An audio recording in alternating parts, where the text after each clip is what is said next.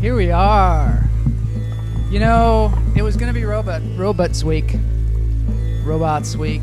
That was my plan. My whole plan was Robots Week. And the robots are hammered. Looks like they're getting drunk over there.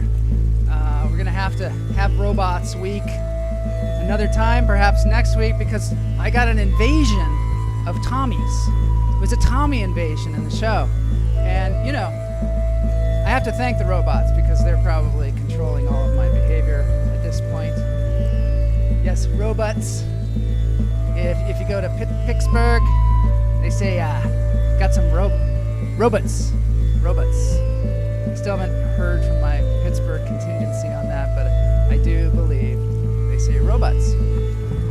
So my apology to the robots, because this has been all Tommy week, wall to wall. We had Tommy Hinckley, we had Tommy Sowards, and today we have the illustrious Tommy Kearney. Tom Kearney.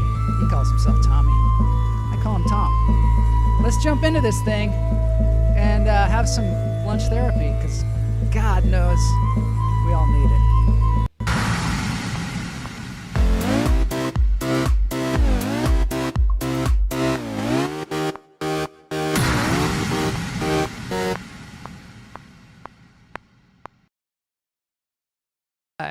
Yeah. Yes. I'm levitating right now. You can't really see it, but I'm kind of just floating around, levitating. Because as the cult leader, cult of the hummingbird, I have to learn how to levitate. Otherwise, how am I going to get more members? Speaking of that, our subscriber campaign on YouTube is moving along. We're approaching 400 subscribers. Our big goal is 1,000 subscribers. So send this thing around, have them click the subscribe button in the lower right-hand corner there. Flap really fast. That's the advice I got from Mary Marks. Because it's a good way when you're starting out levitating. Because, you know, some people do it with their minds, but, you know, birds and hummingbirds in particular are great levitators. I think that's the main thing. My reputation as a cult leader for hummingbirds, you think should be able to do a little floating. I feel like I'm floating, and I'm going to feel even better after our 3 breaths. So, in through the nose, out through the toes. Hold it. And let it go. I'm glad all of you are here today because Tom Kearney is live. And that, you know what that means? That means we can screw with him. We can do comments. He's going to tell some crazy stories, and Tom Kearney has some crazy stories. He is the host of the Quarantine Comedy Show right here on YouTube or Facebook or wherever you get your alternative media, wherever you get your containment shows. You can check out Tom Kearney on the Quarantine Comedy Show, but he's also, this multi-level marketer. No, he's not a multi-level marketer. He's a multi-talented human being. In through the nose, out through the toes. Hold it. Let it go. Nothing against multi-level marketing. Some of our greatest products are from multi-level marketing. I just don't happen to be good at it. So I'm putting it down. In through the nose, out through the toes. No, Ganell, this is not going to turn into an interview. This is going to be a fun time with me and Tom Kearney. Tomorrow it's going to be a great interview, though, and I want you to stay around for it because you're going to love it. Let it go. Because tomorrow we have the great Stephen Tobolowsky. So it's 3 Tommies and a Tobo. 3 Tommies and a Tobo. And if you don't know who Stephen Tobolowsky is, you will tomorrow. The second you look at him, you're going to be like, oh, that guy. He's pretty awesome. All right, so let's move into the video segment before we get to Tom. Tommy, I'm calling him. He calls himself Tommy. His old friends call him Tommy. I'm going to call him Tommy from now on. Here we go. Here's a video, Lest You Forgot Space. Oh, there's Tommy right there. That's crazy. That is some crazy stuff. Hey, Tommy. And me, I'm in an infinite pool. I caught you. You didn't know. You didn't know I was going to show you. That's because that's the kind of show this is. This is very uncandid. Yeah, we're going to catch you in a moment. I was completely taken off guard. unarmed. I know. It's nuts. So I'm going to catch you in a moment. We're going to look at some space. So hang out with Boney. He's, I hear he has some good stuff on him. If you're into that. What'd you say? 3 Tommies in a Tobo. 3 Tommies in a Tobo. All right, later. Well, that was interesting. That never happened on the show. That's cool. Multi-level marketing, Mary says, is financial culting. Sometimes it can be. Sometimes it can be. That's for sure. Is this Inception? No, this is real life. This is from the ISS, the International Space Station. This is live. This is happening right now. Who knew that you could just immerse yourself in space at any moment? And you don't know what they're going to do up there. They could do some really weird stuff. Oh, turn up on the volume on Kearney. We will be turning up the volume on Kearney. Thank you very much for that. I didn't know he was going to show up. He just kind of popped in. Just popped in there. There's some advice for Tommy. Don't smoke too much of Boney's weed. Yeah. It gets, he's got some potent stuff. And I've got some potent stuff coming up because I don't want you to forget about the oceans either. So this is something from the Nautilus. The Nautilus is a ship that goes around the world, putting people deep in the ocean to look at all the crazy cool stuff. Yeah. And you can hear the guys talking. The heck is that? I think they're women God. too. Oh, goodness, what is that? They're like, what is that? Look at Guys, it. we have a humpback whale. We need to. Zoo, you can track him. We can get back here. All right, let's move the. I don't know. Zoom He's out. smoking Look that. around. We need Rotate. I'm gonna turn We the don't do M3 that off, around guys. here because we got to He's keep gonna our bump minds you. clear. No, he's It's a bumping sperm whale. us. We have a sperm So these whale. people are freaking out because they're deep out on it. deep in the ocean and there is a giant sperm whale. Awesome. Oh wow! And they're like, wow, because they're total whale geeks Yes, it's recorded. Yeah. like we are. They're like, oh my God, look at that. Video's coming back. Okay, we're just gonna see him go look, by you can one see more it. time. There he is. Herc's camera. Can we Here he move goes. the Wow. Herc cam a little bit? I could. That's as far as I Oh, can. look at that. Wow. Holy. I just like their cow. excitement. Their excitement is part of I the think we fun. beat the other watch thing. Oh, man. Oh man, This is so neat. this is so neat. Yeah. Oh, look at that. He's just doing laps. He's just doing laps. Take a look. Moving up. All right, moving along Moving up and because we almost- got to get to Tommy. Going right.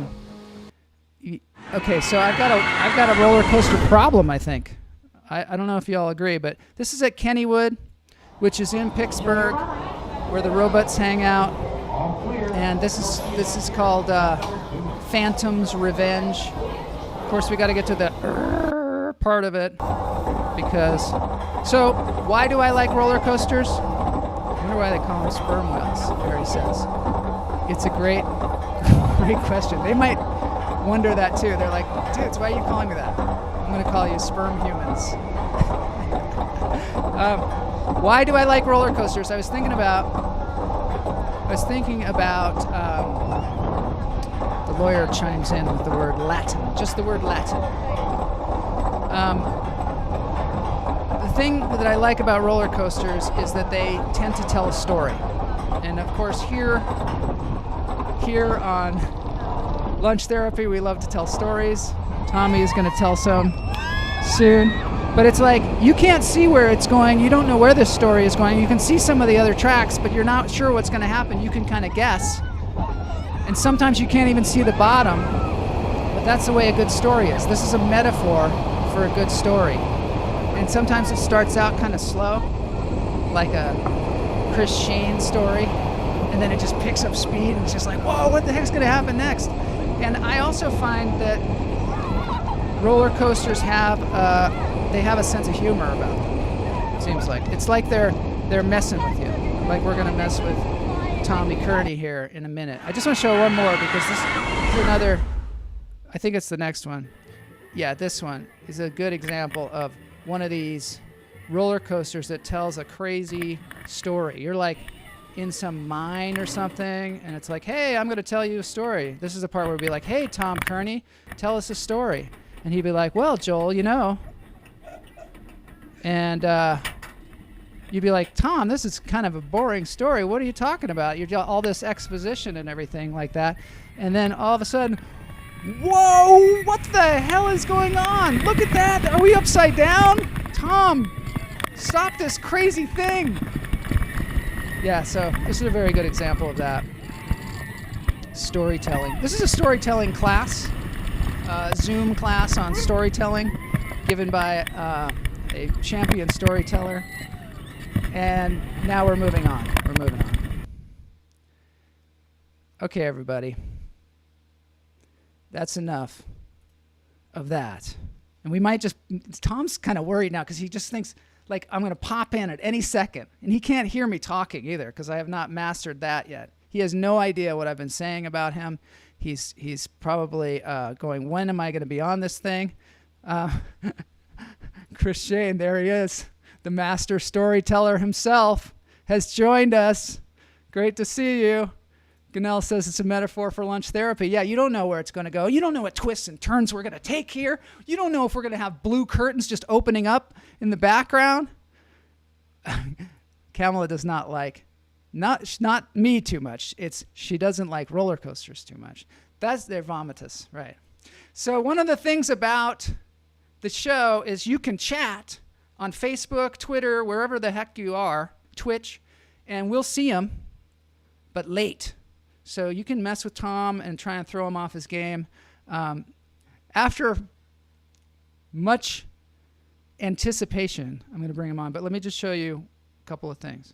This is Tom Kearney and his quarantine comedy show. Not a flattering thing, but he's willing to go there. He's willing to go there for you people out there.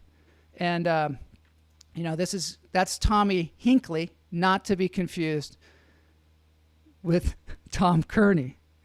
So Tom Kearney is that, but here's a better picture of him back in the day with a Wookiee This is something that he did. It's a great movie that I invite you to see. It's in one of the Quarantine Comedy Hour comedy shows, so I invite you to check those out. Quarantine Comedy. But without further ado, I'm going to let you experience Tom Kearney yourself. Here we go with our crazy intro given by, this was done by Boney himself.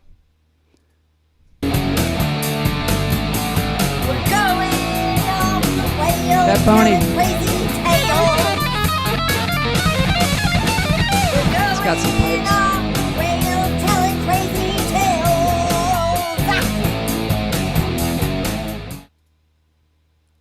And here he is, ladies and gentlemen, cranking up the audio here. Let's give a big round of applause for Mr. Tom Kearney.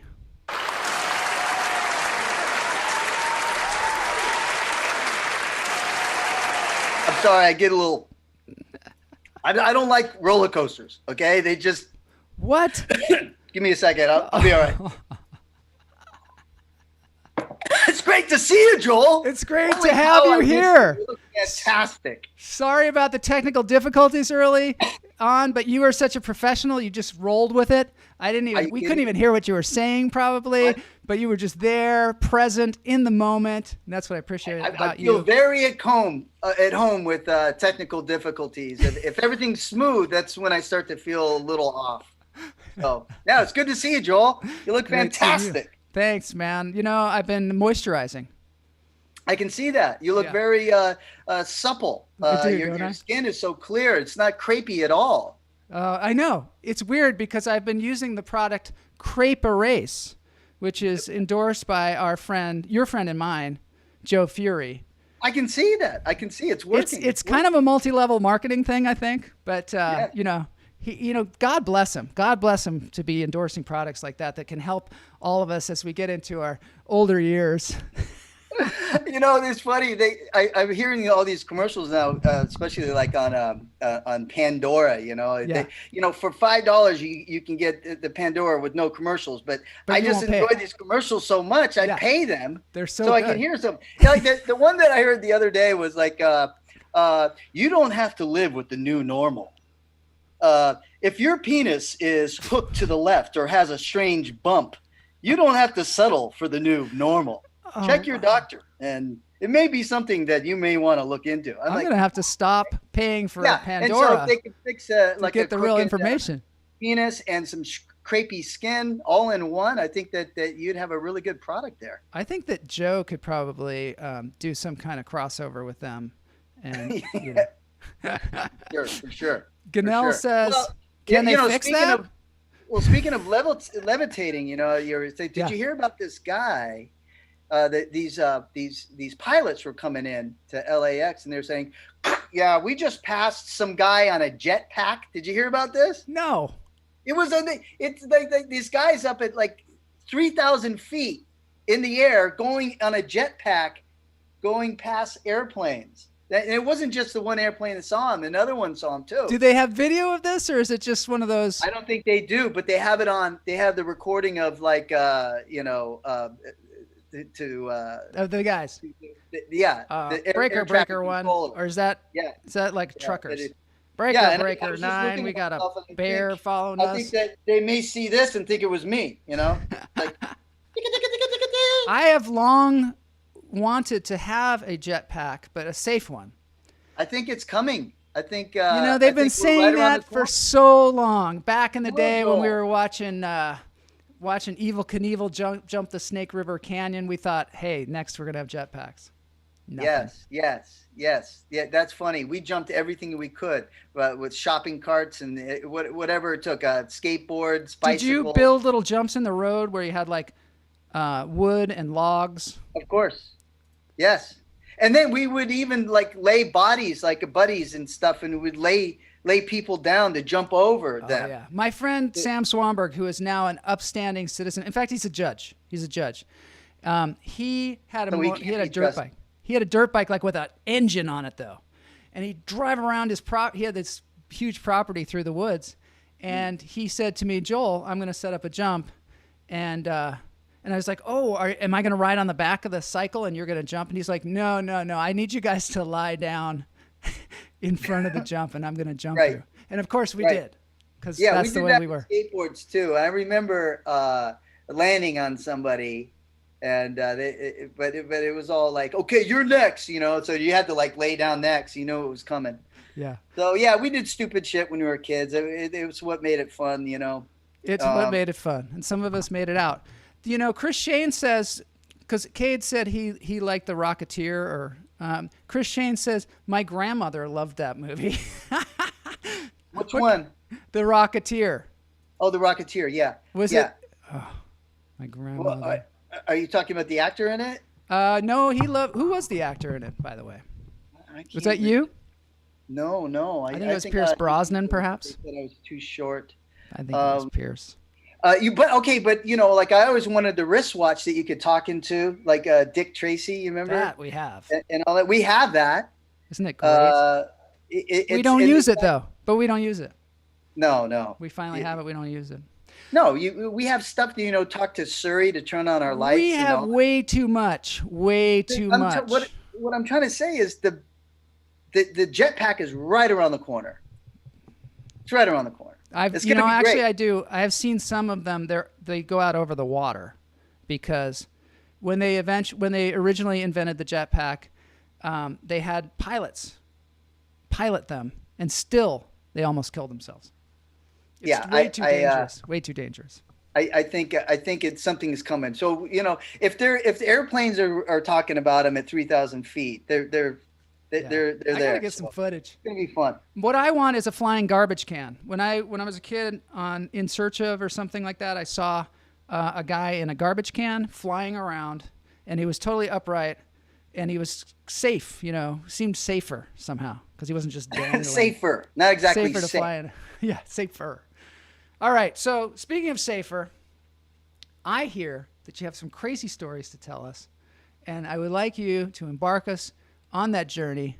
Can you embark us? Well, I don't know really where to begin. I was thinking about this, and now I'm like shifting gears. I'm seeing you underwater. Yeah. And it's giving me all kinds of ideas and this stuff. Jeez. Like okay. it. All right. Well, listen. You know, I grew up in San Francisco. Yes. And it was a great place to grow up and stuff. But when I left the house, a group of us, all young guys, we all got a house together on Harvard Street. And back in the 80s, you could actually, a group of young guys could get a house in San Francisco that don't make money. Yeah. And anyway, we pretty much terrorized San Francisco, and we knew every bouncer and doorman and bartender and in San Francisco. And the place that we used to hang out a lot was called the Oasis, and it was kind of like the Beverly Hills Hotel of San Francisco. Had a swimming pool, and you could sit around, you could act like you're a movie star. It was a lot of fun. And I remember one night when you were talking about jumping stuff, you know, the hills in San Francisco, one of the biggest movies was Bullet, Steve McQueen, right? So you remember when he jumped all those hills. So we jumped all those hills growing up, just with shopping carts and skateboards and roller skates. I can't even imagine. Bicycles and stuff. You know, Seattle was kind of steep like that too. Yeah, you nothing do. Like you San got Francisco. Nothing like not, San no, Francisco. not like that. And they didn't make that movie that kind of like made everybody stupid. So when we took cabs, we always would ask the cab driver, hey, there's an extra 20 in it if you can get some air on this next hill. So you go one and then we would love it. Dude. Oh yeah. In fact, you know, like half these guys were. Well, I remember Streets of San Francisco. Yeah. Well, they would do that in the beginning. Carl Malden or whoever would just. Yeah, I think that. Yeah. They totally so all did that stuff was part of that. So we used to do that all the time. We go to the Oasis. We jump all these hills on the way there. It's like a pre-game ritual for us. Mm-hmm. And we get there, and they put a cover over the swimming pool at night, and it becomes a dance floor, you know? No way. And I remember we were dancing, and everybody, and we all had our Coronas, you know, we'd stuff our limes in them, you know, and it was the 80s, and I'm sure some of the guys were doing a bump in the bathroom. I can't remember. It was pretty crazy back then. But I remember we were like banging on the thing and we were all dancing. And there's all these girls around. And next thing you know, the whole dance floor just, What? and everybody just goes into the pool. It broke. And it was like the Titanic, Joel. People were screaming and scrambling and all these It's bodies horrifying. all over the place. And people were like stuck under it and just. Does that really happen to you? Yeah, so me and my 3 roommates, we were all on the dance floor together. And so, and we were wearing suits, like everybody wore suits, you know, and because of Miami Vice, you know, everybody was, hey. And with a colored so we were all T-shirt. down, Yeah. we those like little suits, you know, with the T-shirt and the rolled up sleeves. With Rolled up the Rolex and the thing, you know. You know, Chris Shane's grandmother used to wear clothes like that. It's coming back, by the way. I kept the whole wardrobe. It's coming back. So all the girls are like looking down in the pool because we're all like standing around the pool when we got everybody out. Yeah. And they were like, my purse is down there. My purse is this and that. No. So I'm sitting there. I'm going, oh, for Christ's sake. So I start diving into the pool and I'm pulling up the purse. Getting people's whose stuff? purse? You know, whose handbag? Whose wallet? You know, and then I'm coming up, whose handcuffs? And so it got weirder and weirder. And then all these people were just like we're all other, and the DJ's just continuing to rock the place, you know? Really? So finally they got everybody out of the club and I got pushed out. Now the owner of the club was a good friend of ours, Bobino. And Of course he was. like, What was his name? and everybody was like, Bobino? hey, yeah. Yeah. Oh, you guys That's just not a stay name. here. You know, you guys hang back, you know? Yeah. And I was like talking to these girls and stuff. I got like pushed out with the crowd. And I was like, next thing you know, I was on the street and they shut all the doors and I'm like laughing with everybody. I'm like, oh my God, that was crazy. Wow, that was nuts. And then I'm like, okay. And then I'm like, I try to go back in, but the doors are all shut. And I'm like I'm banging on the door, you know, and the cops are like, hey, what are you doing? Don't bang on you can't go back in there. You know, don't bang on the door. I'm like, no, you don't understand. My buddy owns this place and all my friends are in there. I'm supposed to go back in. No, you cannot go back in. So I'm standing there and then I bang on it again. They're like, hey, I told you, don't ever do that. And the cops don't mess around in the city. And then, so I was like going, okay. And then the cops kind of like took off and people kind of like left and I'm standing on this on the corner of this place in San Francisco and with a wetsuit and soggy socks, you know, I was like squishing when I walked and then I go over and I bang on the door again and then the cop rolls around the corner and he sees me. He's like, hey! And he comes out of the car and he grabs me and he throws me in there and he throws me in the back of his car and cuffs me. And You got arrested? Yeah. So I got arrested. And I go to the jail, 850 Bryant. That's where everybody goes to jail in San Francisco. So I'm in there and I'm standing in like the drunk tank, you know, the guy comes in and he's giving some people some snacks and he gives me like an apple or something like that. And I'm sitting there and a towel. I was like still soaking wet. And this guy comes over and he takes my apple from me. And I just had it right there. And then the guy comes over and he goes, hey, man, you can't let them take your apple out here like that because they're going to fuck with you all night. And they're going to take your shoes. They're going to take your buttons on your jacket. You better deal with it. So I'm like, oh, Jesus Christ. So I stand up and I'm like walking over to him. And I just know I'm just going to swing as hard as I can, as fast as I can or something. Yeah. And as soon as I like walked up to him, they were like, Kearney! And I'm like, thank God. And then I got like they let me go. And so here I am in the streets of San Francisco. Nobody in sight. I can't get a cab or anything. And finally I get a cab and it's the same cab driver that we had on the way out. And he was like, oh, do you want to go jump a hill? And I'm like, no, just take me home. I don't want to jump any hills. And he goes, no, we're going to go jump a hill. And he's like, whoa, he's going so fast, man, that when he takes this hill, we just go launching into the air so high that when we landed, the whole thing was just like, boom, boom, boom, boom. And the back axle comes off the cab and there's nothing but sparks going over either side of the windows. And I'm just holding on going, ah! You're kidding me. And this thing goes just sliding down the street. And then it stops and there's a smoke everywhere and all this shit. And I get out of the cab and then he wants his $20. I want my $20. He wants his $20. And then he's asking me to help him push the cab over to the side. I'm going, it has no wheels. You can't push it. And he's going, come on, just help me push. And I'm like, you can't help me push. Finally, I ended up just walking home. And it was like on the other side of town. It probably took me 3 hours.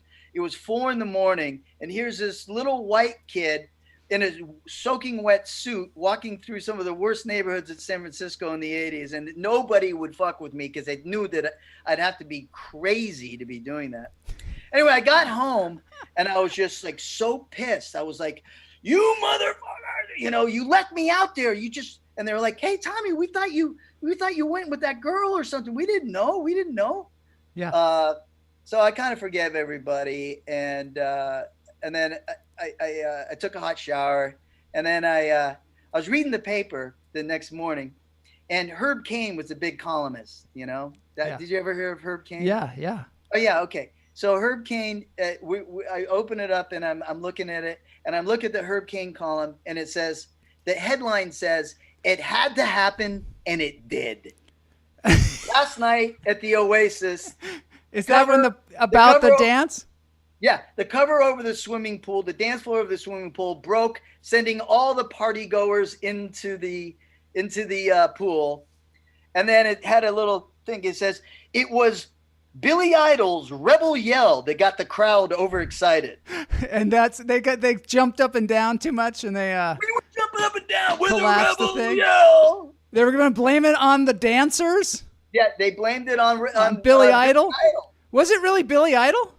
Yeah, that was the song that was playing. I remember that very well. And I remember us bouncing up and down on it. And I remember seeing it going, yeah. And I think everybody thought that was funny. And I can remember going, and then it was funny. But to read it in the paper the next day was just the kicker. And the wheels coming off the cab. The wheels coming off the cab, that's what makes it a totally crazy story. Yeah, it was It fun. seems almost unbelievable. Just another night in San Francisco, man. I love it. Tom, I tried to distract you as much as possible during that story, and you did not get distracted. It was great. I just stayed with it. Your concentration is just like steel. My problem is that I'm like, looking at a shiny object. I just can't take my eyes off it.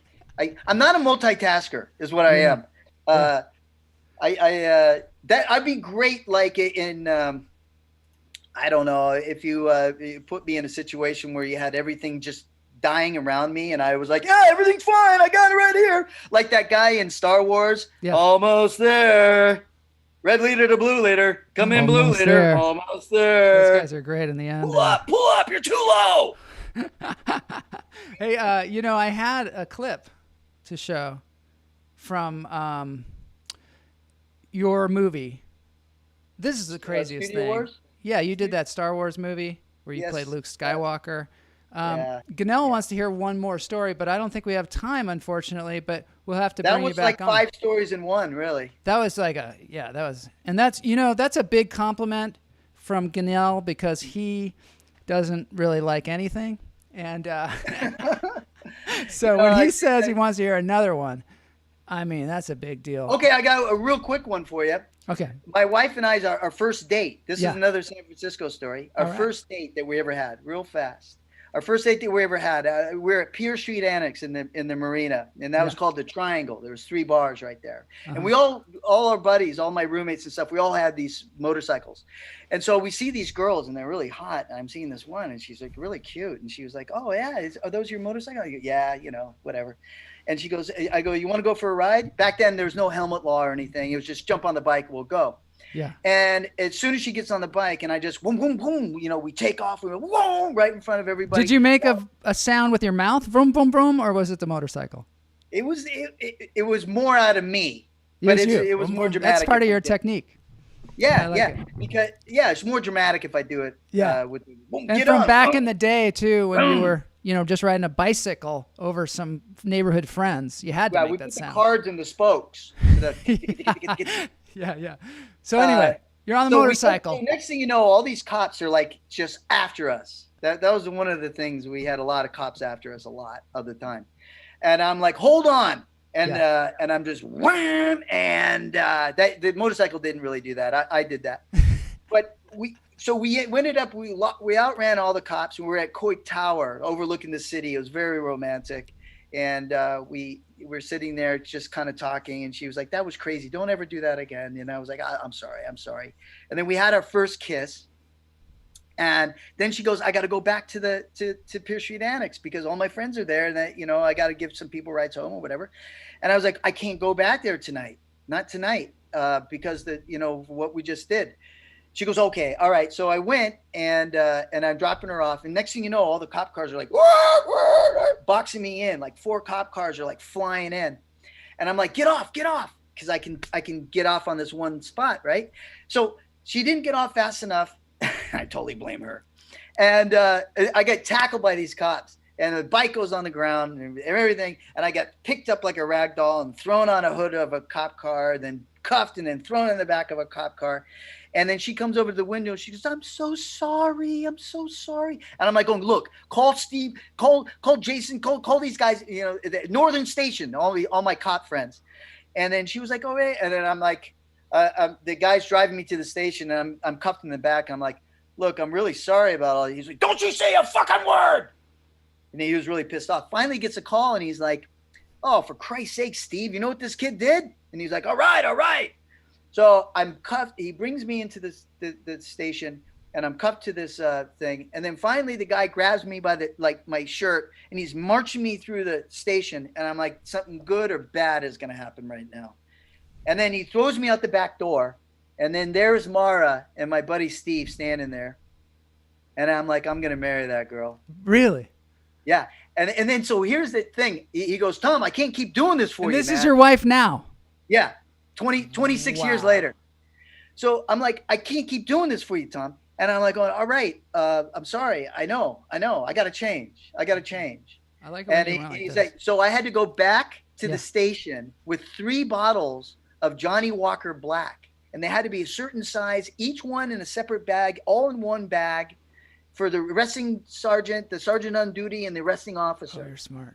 And that was old school, man, right? That's old school. You're like a gangster. I go to the place, and I walk up there, and I got the bag of booze, and I go up to and I push the button to talk to the lady at the station, and I'm going, hi, I'm Tom, and she goes, I know who you are. Just put the bag on the ground and leave. And I'm like, whoa. Okay. You're like legendary. You know, I know. That reminds me, it's a great story, Tom, and it also reminds me of the origin story of Evel Knievel, which is a very similar story, strangely enough. Well, do you know about Evel Knievel and how he got his name? No, but it sounds about was right. very much like you, but he was in a small town in like Montana, driving around.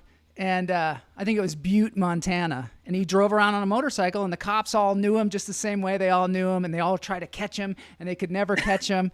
And finally one night they caught him, and they got him in jail. And there was a guy next to him named Knoffel. And they said, you better watch that jail tonight because we got Awful Knoffel and Evel Knievel over here.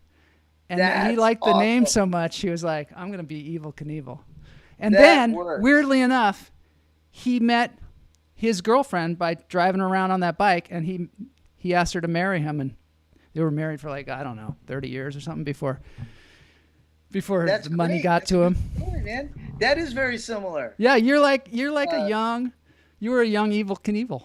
Maybe you were Awful Knoffel. Who knows? You never know. I don't know who Awful Knoffel was, but he's legendary. Yeah, but that was one of the things when we got married. She was like, no more motorcycles. But you still have one though. It took me a while. It took years, decades. 20 years. I didn't have a motorcycle. So I think you also have a bullet car too, right? Yes. So I'm I'm building a bullet car right now. It's been 3. This is the car that Steve McQueen jumped in San Francisco. So yeah, this stuff just got stuck in my blood and just won't leave. Yeah. Mary Marks, it's too late for me to look for a guy on a bike. Never a good attribute, even with Awful Knoffel. Awful Knoffel. Well, thanks, Awful Knoffel, for being on the show, ladies and gentlemen. Yeah, thank you, Joel. This has been Tom awesome. Kearney. I'm glad you guys it made me think about all the craziness I've been involved with, and now I got to go explain some of this stuff to my wife. Okay. I got to explain some stuff.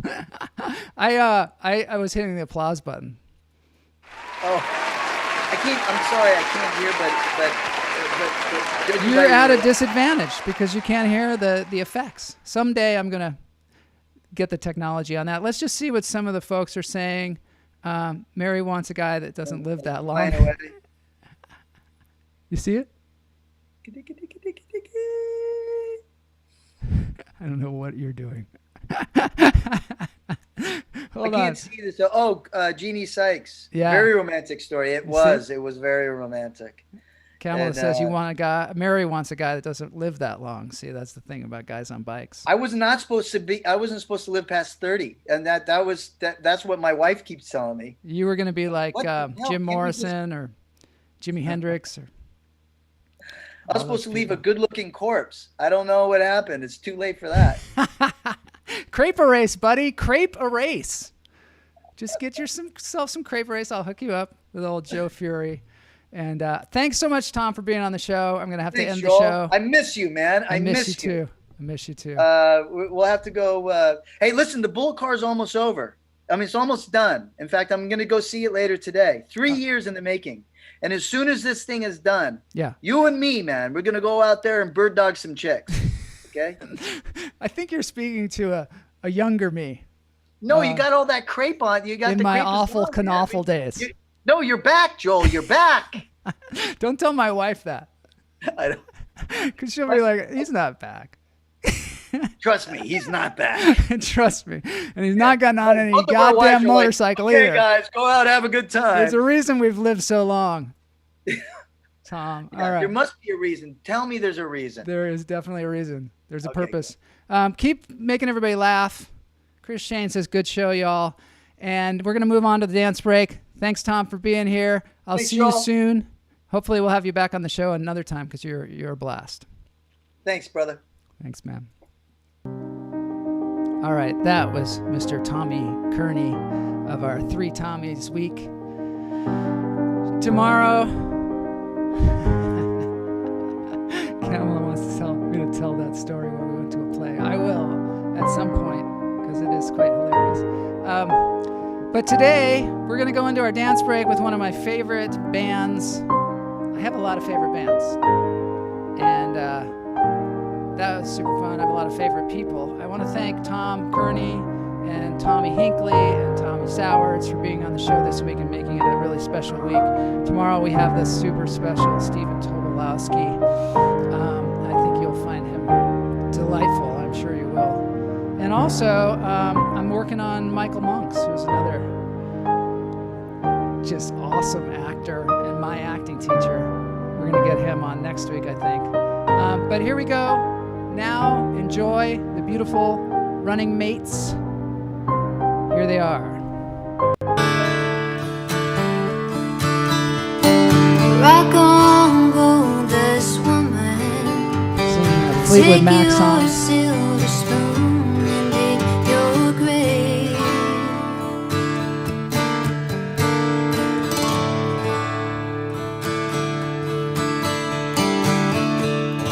Heartless challenge, pick your path, and I'll pray.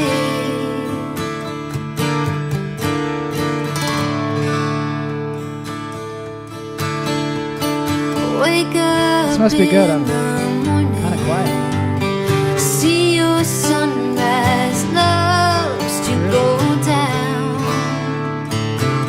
I mean, it's no Billy Idol, but it's no dance floor collapsing song. Lousy lovers pick their prey, but they never cry out. Great to see you, Jose. Cry out. Well, did she make you cry? Make you break down and shatter your illusions of love? And is it over now? We gotta get to 1,000 subscribers on YouTube, so get your friends out there to click subscribe. It's in the lower left-hand corner.